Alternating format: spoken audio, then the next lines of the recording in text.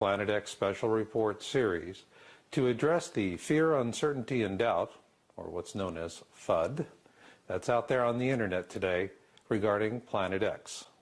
We have been researching in this field of space threats since 1999, and what we see is that much of this FUD is artificially engineered by disinformation operatives who, in our opinion, are well organized and very well funded. Another question we do get from folks is, what would a Planet X flyby look like?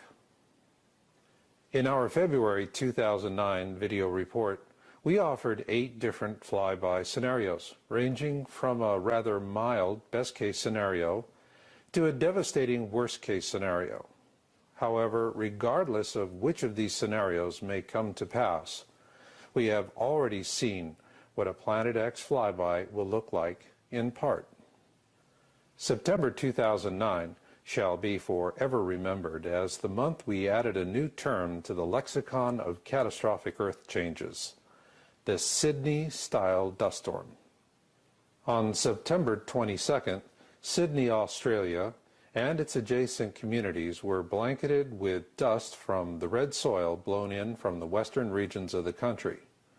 As you can see in this comparative of the Sydney Opera House, the clear, beautiful blue skies of this modern city were choked with a blinding red dust that blocked visibility. It forced the young, aged, and infirmed to remain indoors, while the many commuter ferries that crisscross Sydney's bay each day with work-bound commuters were forced to remain idle at moorings. This storm was first brought to our attention by a Yowza subscriber, Sharon, who lives in a bedroom community adjacent to Sydney, due east of the city center. She sent us these photos she took from her home, looking out her bedroom window. No matter what scenario is involved for Planet X, this is one of the things we'll see with each and every one. Ladies and gentlemen, Planet X 2012 and catastrophic Earth changes are no longer an issue of idle speculation or entertainment.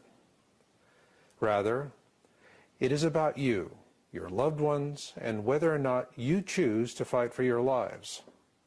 If you're looking to our leaders for answers, know this: they're part of a system of political and corporate elites with their own agendas that may or may not coincide with our own. Nonetheless, these very different agendas provided us with valuable new information in 2008 and 2009 that corroborates our original Planet X orbital forecast. We saw the onset of a massive disinformation campaign, and the goal of this campaign was to lead people down unproductive rabbit holes so that they would become discouraged and leave the topic. Well, it's not working for them. And in fact, what we did find was rather valuable information. To understand that, we need to start with their principal attack method, what we call the ecliptic false positives.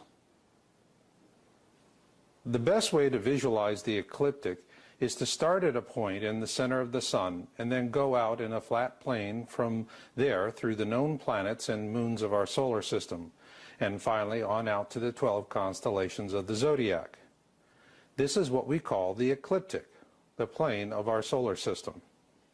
Above the ecliptic are the northern skies. Below the ecliptic are the southern skies. For the purpose of this program, we need to replace the designations of east and west, so to speak, with towards the center of our solar system and out to the edge of the solar system. The ecliptic is an important concept for understanding where Planet X is presently in relationship to our sun and to using these ecliptic false positives. The first ecliptic false positive surfaced in early 2008 with the missing Orion star panels, as reported by YouTuber No Star Panel on our site. Powerful disinformation groups had managed to corrupt the celestial databases of 3 major sky viewing websites.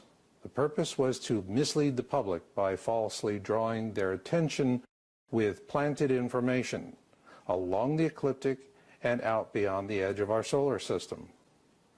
Towards late 2008, this scam sputtered out, and disinformation wolf packs began pushing people in the opposite direction, towards the center of our solar system, with a new scam. We call them the bogus cell phone sundog photos and Soho red herrings. By early 2009, the public began catching on to these scams, and citizen journalists on YouTube began debunking them. We cannot begin to tell you how pleased we were to see this. It reminds us of that great quote from the American President Abraham Lincoln. You can fool all of the people some of the time, and some of the people all of the time, but you cannot fool all of the people all of the time. Ladies and gentlemen, you're not sheeple, and you're not buying these disinformation scams, and the operatives and those who employ them know it. Consequently, we're now seeing a new wave of reckless disinformation and propaganda non-event predictions designed to create more fear, uncertainty, and doubt, and thereby disinterest the public. So beware. That being said, these disinformation ecliptic false positives we've just discussed have given us information of great value. It is because now we know where not to look for Planet X at this time. Rather, we need to keep looking where we have always looked, towards the southern skies. Not just because this is the very part of the sky disinformation wolf packs want to turn us away from, but also this is because where the available science we're reporting on our site continues to point. So with all this in mind, let's see if we can cut through this malevolent fog and take a look at where we believe Planet X could have been in September 2009.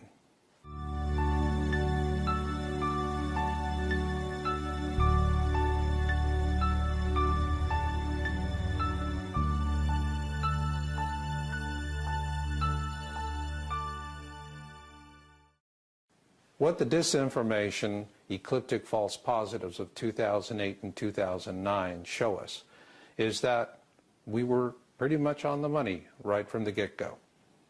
We published our book, Planet X Forecast and 2012 Survival Guide, with an estimated orbit for Planet X through 2014. Prepared by Dutch physicist Jaco van der Warp, it shows Planet X approaching the core of our system from the south. We will present two slides prepared as an update for this report by Jaco van der Warp, showing where he estimates Planet X to be as of September 2009. Please note, I will be using the term astronomical unit, or AU for short. An astronomical unit is the approximate distance from the Earth to the Sun. For example, the Earth orbits the Sun at a distance of 1 AU. Jupiter, on the other hand, orbits the Sun at a distance of 5.2 AU. Or in other words, it is 5 times further away from the Sun than the Earth. Now let's take a look at our first slide. In this slide, you can see the orbital path of Planet X, which is steeply inclined to the ecliptic. Jaco currently estimates the distance between Planet X and the Sun to be 9.9 astronomical units. Now let's imagine we're standing on the South Pole. Here is slide number 2. Here we're looking above the horizon at an angle of approximately 60 degrees, and Planet X is in the constellation Pictor. Now let's address the 5 reasons why we're not seeing Planet X at this time.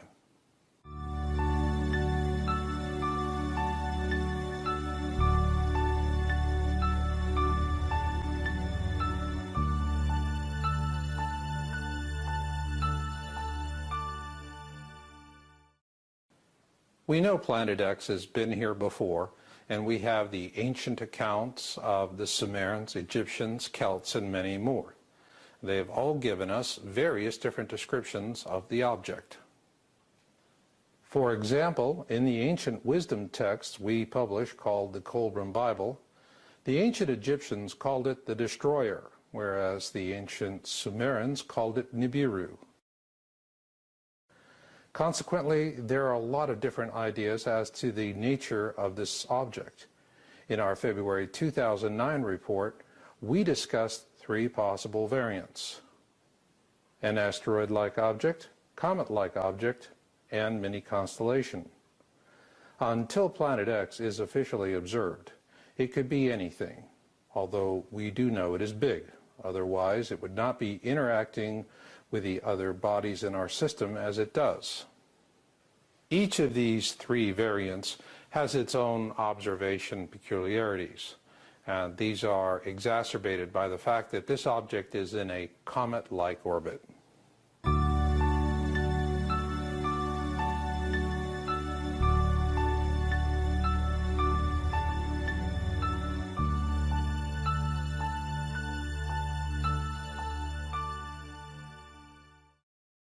Regardless of what type of object Planet X turns out to be, one thing we do know is that it is in a comet-like orbit, and that makes it very unpredictable. A good example is comet Hale-Bopp. It was the most widely observed comet of the last century, and it was dubbed the Great Comet of 1997. At the time of its discovery in 1995, it was estimated to be in a 4,200-year orbit around our Sun. However, in 1996, it passed within 0.77 AU of Jupiter. To help put that in perspective, Venus orbits our Sun at a distance of approximately 0.72 AU. So, as a result of a 0.77 AU flyby past Jupiter, Hale-Bopp's 4,200-year orbit was shortened by 40% to just 2,533 years. How could this happen? Just as with Planet X, Hale-Bopp's orbit around our Sun is steeply inclined to the ecliptic, which makes it inherently unstable. And the substantial reduction in its orbit is explained by a theory called the Kozai mechanism. You can learn more about the Kozai mechanism on the internet, and it is covered extensively in our book Planet X Forecast and 2012 Survival Guide. As we've often pointed out in our book and on our websites, this object is in an unstable comet-like orbit. Simply stated, Planet X is a fast traveler, and its orbit is steeply inclined to the ecliptic. Ergo, its orbital behavior is highly unpredictable and subject to change at any time. This will become even more pronounced as Planet X closes the distance between itself and our Sun.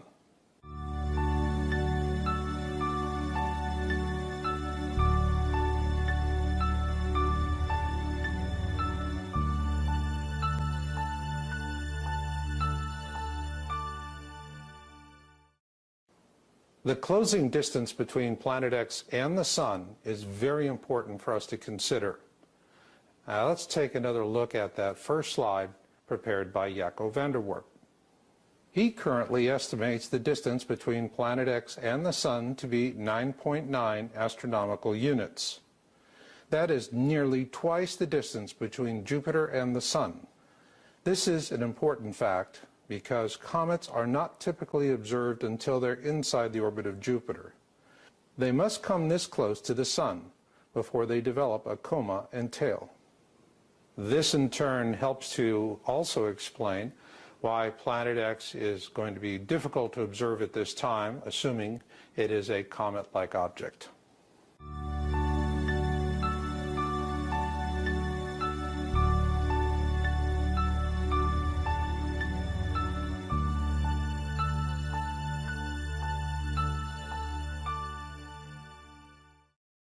To help give us a perspective on the Planet X transit through the southern skies, let's return to Jaco van der Warp's second slide.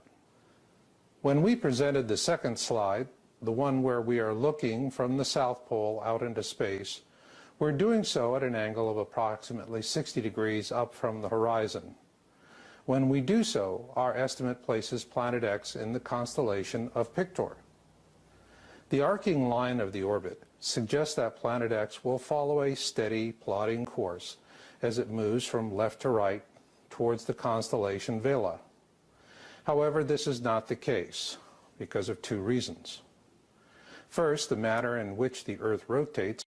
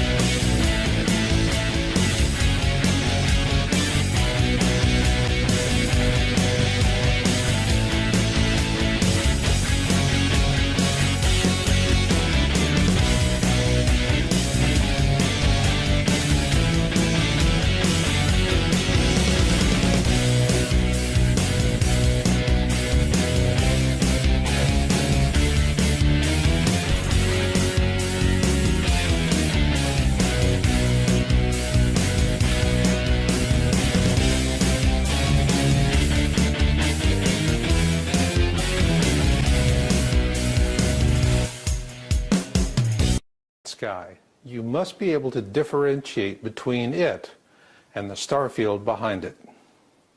To illustrate the complexity of this, let's assume that you are going to a candlelight vigil to meet a friend. You know what your friend looks like, and you know he or she will be holding a candle. But when you arrive, spotting your friend becomes a very difficult proposition. The same holds true with Planet X. At this time, it is about to pass through the most magnificent candlelight vigil, if you will, in our night sky, the Milky Way. With that in mind, let's return to our second image of the South Pole view. Here we see Planet X slowly making its way along its orbital path towards the constellation Vela. In this slide, we are showing you the position of Planet X relative to the South Pole point of view. Now, let's take the same panel slide and increase the brightness. The light gray area that runs through the right side of the image from the constellation Vela down through to the constellation Canis Major is the Milky Way. So not only is Planet X twice the distance from our Sun as Jupiter, it is passing through an area of the sky that receives less than 2% of our attention, and one with a very dense background star field at that. Ergo, what you've got is the proverbial Planet X needle in a cosmic haystack. So who will officially announce the discovery of Planet X?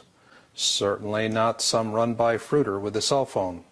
Rather, we believe that honor will most likely go to Project Wormwood, a planetary defense group at the Learmonth Solar Observatory, located on the northwest cape of Western Australia. Now let's move on to the most likely worst-case Planet X flyby scenario.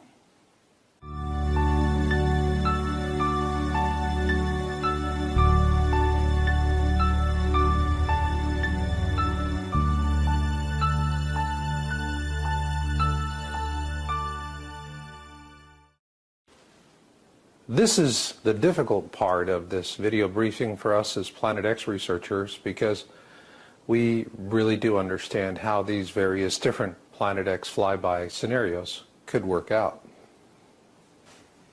I can remember back in 2002 and 2003 when I was making guest appearances on Coast to Coast and saying clever things like, the surface of the Earth could wiggle like a bowl of Jell-O. With a comfortable distance of time, such clever radio sound bites were all too easy. Yet as clever as they were, perhaps it turns out they could be closer to what may happen than I could have imagined. In February of this year, we published a report with 8 different flyby scenarios, ranging from the best case to the worst case. I strongly urge you to view that video if you have not already done so. In this video briefing, I'm going to take a look at what could be a likely worst-case scenario. I want to strongly emphasize to you before I do this that there is no true likely worst-case scenario. This is an unstable object, it's a fast mover, and things could change at any time. I want to strongly urge you, the viewer, to understand that when Planet X crosses the ecliptic, it will go into an area we call the kill zone. We fully explained the kill zone in our February 2009 report. For now, what we need to keep in mind is that this is when the worst case, or the best case scenario for that matter, will occur.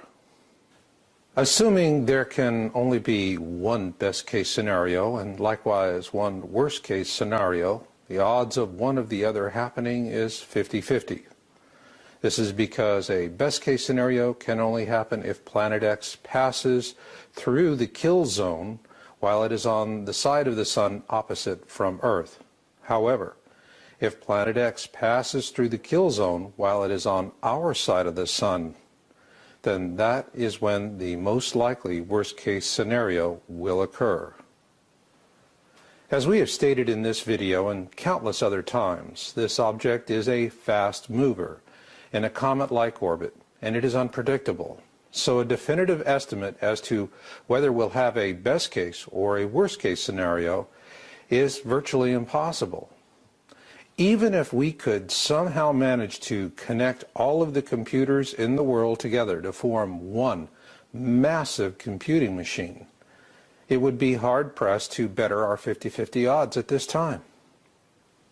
Because of these limitations, the best we can do now is to prepare for the worst and hope for the best. And there's only one way we can really do that at this point in time. We must look beyond the limits of traditional science into a realm of inquiry where we take into account prophecies from the Holy Bible, Mother Shipton, Nostradamus, Leonardo da Vinci, and many others. Taken all together, what we see is a recurring pattern consistent with the pole shift prophecy of the sleeping prophet, Edgar Cayce. With this in mind, we've watched the trailers for the forthcoming 2012 movie by Sony with great interest. While there is nothing in the trailers to explain how these events come about, what we see as Planet X researchers is very clearly an Edgar Cayce pole shift. So if you really want to know what the worst case scenario would be, then go watch the movie. And yes, keep in mind it is Hollywood, and that they are taking creative license, and that they tend to exaggerate things. However, when we look at it, at least from what we see from the trailers, it's a spot-on Edgar Cayce pole shift, complete with mega tsunamis, superquakes, and supervolcano eruptions. One thing we've noticed with Sony's 2012 movie trailers is that they open with this really ominous 2012 Mayan prediction. Well, the Maya were telling us something much more than that. Yes, it's the end of an era, but it's also the beginning of a new era. And let's keep that in mind as we look at what could be a possible worst-case scenario for 2012 and beyond.